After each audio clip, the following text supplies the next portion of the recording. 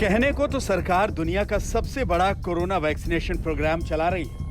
अब तक 22 करोड़ 10 लाख से अधिक वैक्सीन डोज लगाई जा चुकी है। लेकिन भारत की आबादी के लिहाज से ये ऊंट के मुंह में जीरा है और इसीलिए वैक्सीन नीति में छेद ही छेद नजर आ रहा है। पूरी आबादी के लिए वैक्सीन खरीद में केंद्र को आगे आने की मांग वाली चिट्ठी अब ओडिशा के मुख्यमंत्री नवीन पटनायक ने भी लिख दी है। सभी राज्यों को लिखी गई नवीन पटनायक की चिट्ठी में कहा गया है कि भारत सरकार को केंद्रीय तौर पर वैक्सीन खरीदनी चाहिए और राज्यों को बांटनी चाहिए। साथ ही साथ वैक्सीन प्रोग्राम डिसेंट्रलाइज होना चाहिए और राज्यों को अपने यहाँ सभी के वैक्सीनेशन का कार्यक्रम बनाने की छूट मिलनी चाहिए।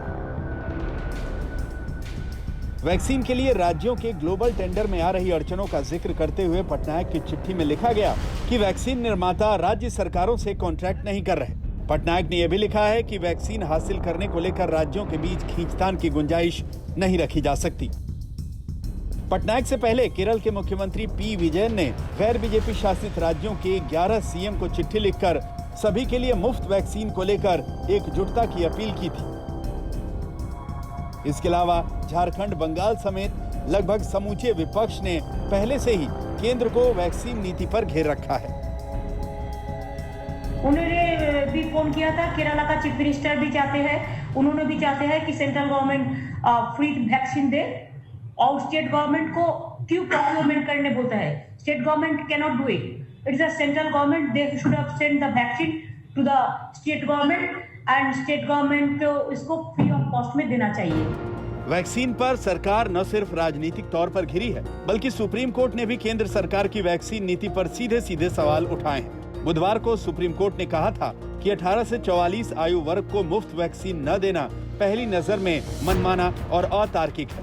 35,000 करोड़ का जो वैक्सीन बजट है, उससे वैक्सीन क्यों नहीं खरीदी जाती? वैक्सीन की किल्लत सरकार के सामने कई चुनौतियां पेश कर रही है। बिहार जैसे एनडीए शासित राज्य वैक्सीनेशन को बढ़ावा देने की नीतियां जरूर बना रहे हैं, लेकिन वैक्सीन की किल्लत उनके सामने भी है। जैसे जैसे उपलब्धता बढ़ती जाती है, हम लोग टीका देते जाते हैं।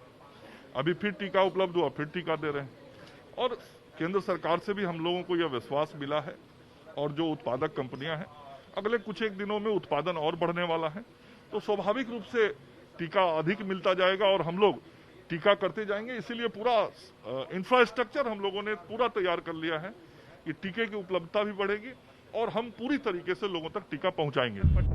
गौरतलब है कि सरकार ने दिसंबर तक 200 करोड़ से अधिक वैक्सीन डोज लगा देने का दावा किया है। वैक्सीन नीति पर आलोचना झेल रही सरकार ने बीते दिनों में विदेशी वैक्सीन निर्माताओं को हरी झंडी देने के लिए नियमों में ढील दी है। तो अब हैदराबाद की बायोलॉजिकल ई कंपनी को 30 करोड़ वैक्सीन डोज का एडवांस पेमेंट भी दिया है। ओडिशा से मोहम्मद सुफियान और पटना से रोहित सिंह के साथ आज तक ब्यूरो।